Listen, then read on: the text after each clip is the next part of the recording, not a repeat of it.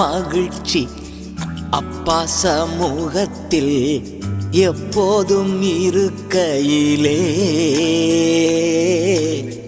நெஞ்சே நீ ஏன் கலங்குகிறாய்? ஏன் ಏನ್ ನೀ ಪುಲಂಬುಹುರಾ. ದೇವರ ಅತಿ ಪರಿಶುದ್ಧ ನಮಗೆ ಸ್ತೋತ್ರವಾಗಲಿ. ಈ ದಿನ ಮುಂಜಾನೆ ನಿಮ್ಮನ್ನು ಕಾಣುವುದಕ್ಕೆ ನಾನು ಸಂತೋಷ ಪಡ್ತೇನೆ.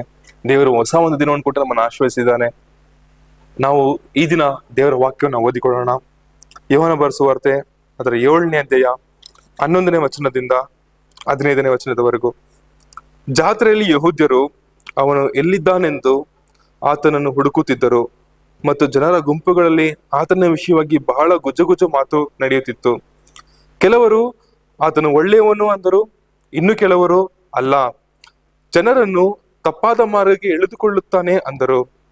ಆದರೂ ಯಹೂದ್ಯರ ಭಯದಿಂದ ಯಾರೂ ಆತನ ವಿಷಯದಲ್ಲಿ ಧಾರಾಳವಾಗಿ ಮಾತನಾಡಲಿಲ್ಲ. ಜಾತ್ರೆಯ ಮಧ್ಯಕಾಲದಲ್ಲಿ ಯೇಸು ದೇವಾಲಯಕ್ಕೆ ಹೋಗಿ ಬೋಧಿಸುತ್ತಿದ್ದರು. ಯಹೂದ್ಯರು ಅದಕ್ಕೆ ಆಶ್ಚರ್ಯಪಟ್ಟು ವಿದ್ಯಾಭ್ಯಾಸ ಮಾಡದಿರುವ ಈತನಿಗೆ ಶಾಸ್ತ್ರಗಳು ತಿಳಿದಿರುವುದು ಹೇಗೆ ಎಂದು ಹೇಳುತ್ತಿದ್ದರು. ದೇವರ ನಾಮಕ್ಕೆ ಸ್ತೋತ್ರವಾಗಲಿ. ಈ ಒಂದು ವಾಕ್ಯದಿಂದ ದೇವರು ನಮ್ಮನ್ನು ಆಶೀರ್ವದಿಸುವಂತೆ ನಾವು ಕಣ್ಣುಗಳನ್ನು ಮುಚ್ಚಿ ನಮ್ಮ ಪ್ರಾಣಾತ್ಮಶಗಳನ್ನು ಒಪ್ಪಿಸಿಕೊಂಡು ನಾವು ಪ್ರಾರ್ಥನೆ ಮಾಡಿಕೊಳ್ಳೋಣ. ಪರಿಶುದ್ಧ ನೀತಿವಂತನ ಪರಲೋಕದಿಂದ ರಾಜ್ಯ ಕರ್ತನೆ ಸಪ ಅಪ್ಪ, ಈ ಒಂದು ಹೊಸ ಒಂದು ದಿನ ಕೊಟ್ಟಿ ರಾಜ ನಮ್ಮನ್ನು ಆಶೀರ್ವದಿಸ್ಕೊಂಡು ಸ್ತೋತ್ರ ಮಾಡ್ತೇ ಕರ್ತನೆ.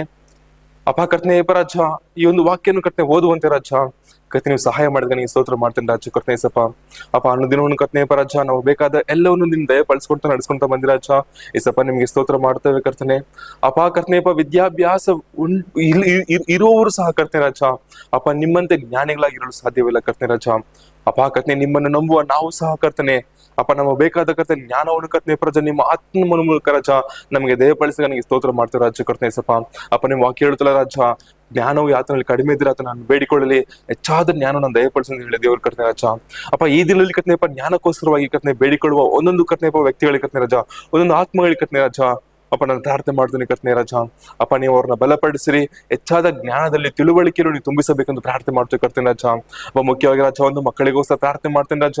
ಅಪ್ಪ ಈ ದಿನದಲ್ಲಿ ಕರ್ತನೆಪ್ಪ ಎಕ್ಸಾಮ್ ಬರ್ತಿರೋ ಮಕ್ಕಳನ್ನು ಕರ್ತನೆ ರಾಜ ಅಪ್ಪ ಅವ್ರ ಜ್ಞಾಪಕ ಶಕ್ತಿಯಲ್ಲಿ ನೀವು ತುಂಬಿಸಬೇಕೆಂದು ಪ್ರಾರ್ಥನೆ ಮಾಡ್ತೀನಿ ಕರ್ತನೆ.